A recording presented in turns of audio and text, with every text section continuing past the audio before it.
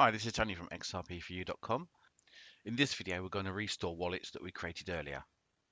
So if we scroll down to the wallets, so here we've closed the page or refreshed the page, return to the default GitHub account.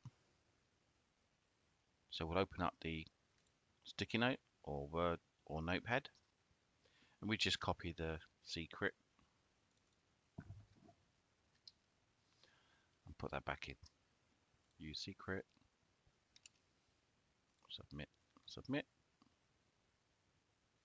Make sure it's on the testnet, online.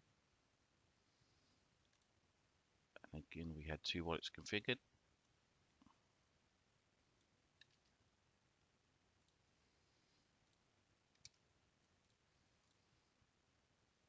Again, put it on the testnet.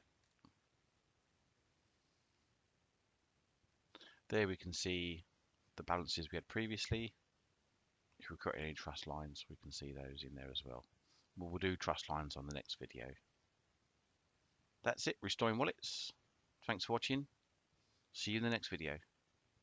Please help us make xrp4u.com better for you by using the contact form below. We appreciate all suggestions.